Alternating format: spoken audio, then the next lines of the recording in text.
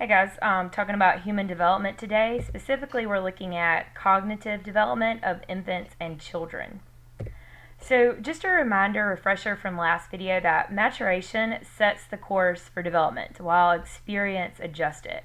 So, we sometimes talk about maturation as being the ripening of the physiological systems, especially the nervous system.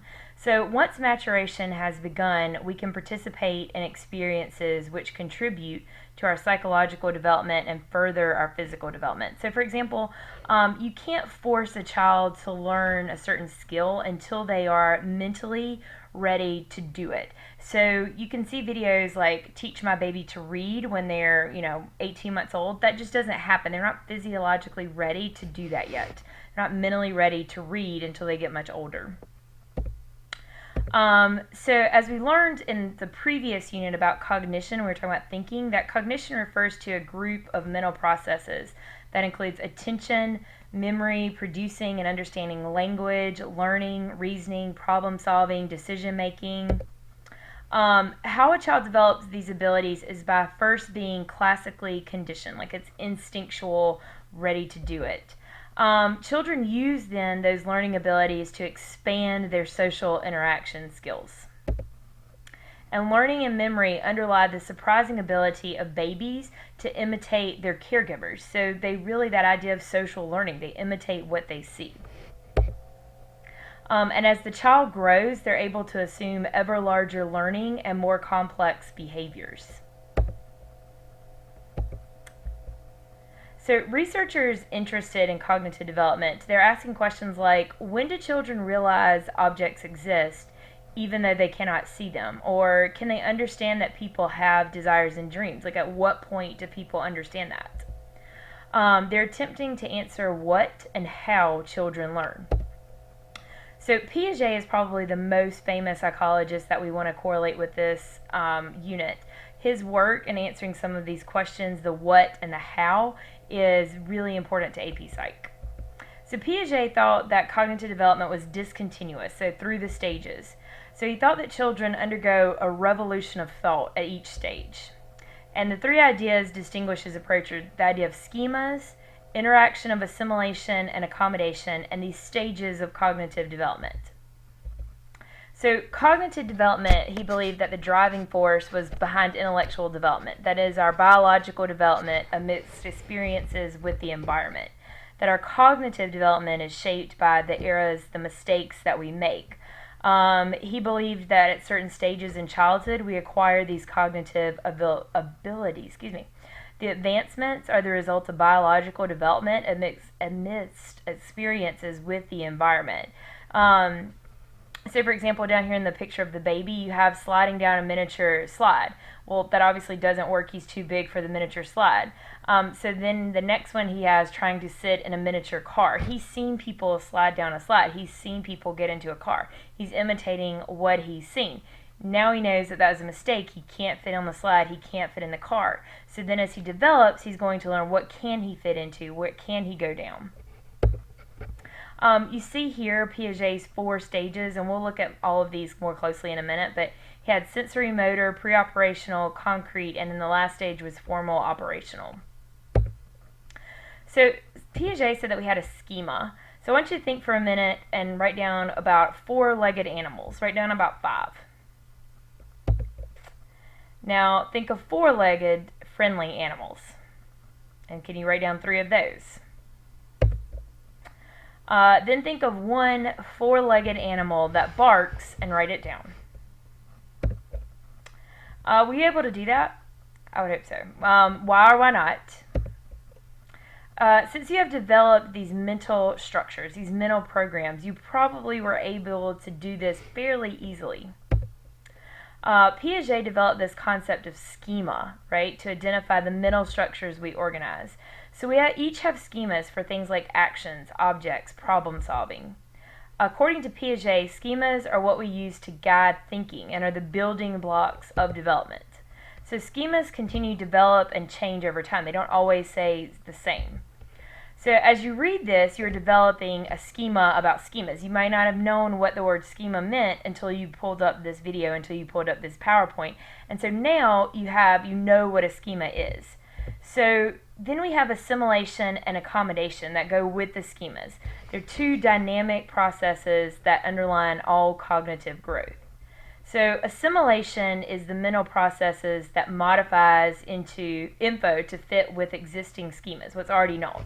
So in assimilation, it's mental processes that modify to fit what we already know. So for example, a little girl wears her favorite pink shirt all the time.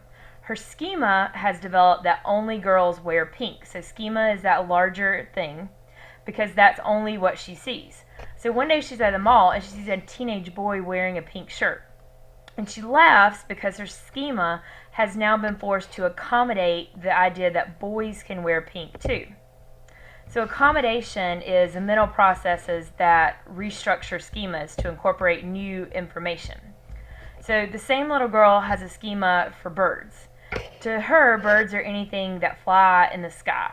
So once she learns what a butterfly is, she must modify or accommodate this new object into her schema for birds, thus refining her understanding of what birds are and butterflies.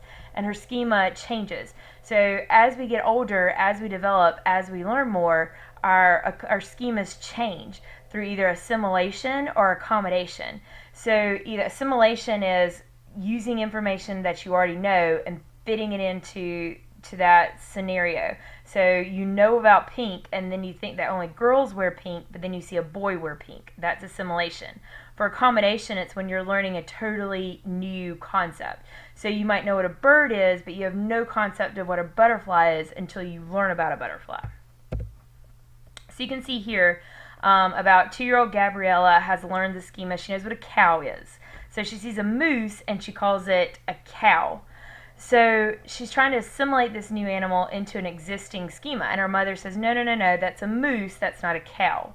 So now Gabriella accommodates her schema for large, shaggy animals and continues to modify that schema to include like a mama moose or a baby moose and so forth. Because she knows what a mommy is, she knows what a baby is, and now she knows what a moose is, even if it's not a moose.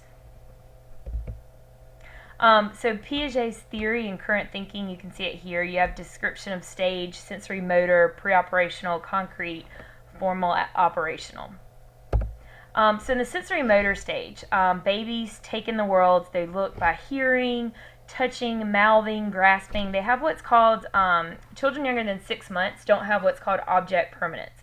So the idea is that objects that are out of sight or out of mind, they can't play something like peekaboo because when they can't see it, even if it's under a blanket, they can't see it, it's out of sight, out of mind. So at 8 months of old, like you see that picture of the little girl down there, she can put a blanket over her stuffed animal. She knows that it's there, she takes it off. So until their age about 6 months, they can't play peekaboo because they don't have the idea. If they don't see it, it's not there. Sensory motor also has very much this idea of stranger anxiety. So at about 8 months, infants form schemas for familiar faces, and they cannot assimilate new faces. So this lasts from about 8 to about 24 months, and so until the child is about 2 years old. So this is a time when they're not going to want to sit on Santa Claus's lap. They are familiar with the faces that they see every day, and they can't assimilate new faces into what they already know. Criticisms of Piaget, that the idea that sensory motor, in the sensory motor stage, that children understand the basic laws of physics, that if they throw up a ball, they're amazed at how the ball can stop in midair, they don't know where it's at, and then it falls down. That children get that. So that's been a criticism of Piaget. Also, that children can count. There was a psychologist by the name of Wynne that showed that children stared longer at the wrong number of objects than the right number. So if you said, which pile has 5 in it, that they actually stare at the pile that has maybe like 3 in it versus 5. That they stare at that wrong answer the majority of the time, or longer. Then you have the pre-operational stage, which Piaget suggested that from 2 years old to about 6 to 7 years old. That they're too young to perform mental operations. So you could have 2 glasses that you show them the 2 glasses. They have the same amount of milk in them, but then maybe you pour some into a tall, skinny glass and you say pour some into a short, fat glass. It's still a cup of milk, But from about the age of 2 to 6 or 7, they're going to point to the tall, skinny glass. They're going to point to the one that looks higher, that looks like it has more in it, even though they just saw that it has the exact same amount. A criticism of this is Deloach in 1987 showed that children as young as 3 years of age are able to use mental operations. So when they were shown a model of a dog's hiding place behind a couch, like a 2.5-year-old could not locate the stuffed dog in an actual room, but the 3-year-old did. So if you showed them a picture of a dog behind a couch and then you said, "Where's the dog?" it wasn't until they were 3 that they could actually go and do this. Piaget also said that preschool children are very egocentric, that they can't perceive things from anybody else's point of view except for their own. So when they asked to show her picture to mommy, 2-year-old Gabriella holds the picture facing her own eyes, like believing that her mother can see it through her own eyes. So if you ask a 2-year-old to say, "Hey, let me see that," they're only going to show it to themselves. They think that you can see it. They're very egocentric. The world revolves around them. And that's not a bad thing. It's more of a survival mechanism. They also have this idea of theory of mind. Preschoolers, although they're still egocentric, they begin to develop this theory of mind, which is the ability to attribute mental states like beliefs, intents, desires to others, and to understand that others have beliefs, intents, and desires that are different from one's own. So over there you see that, like, Sally hit a ball in a red cupboard, Sally goes away, Anna gets it out, and then Anne moves the ball to her cupboard, and then when Anna comes back, where's she going to look for it at? But you start to see that they can look from somebody else's own perspective. 6 to 7-year-olds start to be able to grasp the idea of conservation problems and mentally pour the liquids back and forth into glasses of different shapes, conserving their quantity. So this is concrete operational. So children in this stage are able to transform like mathematical functions. So 4 plus 8 equals 12.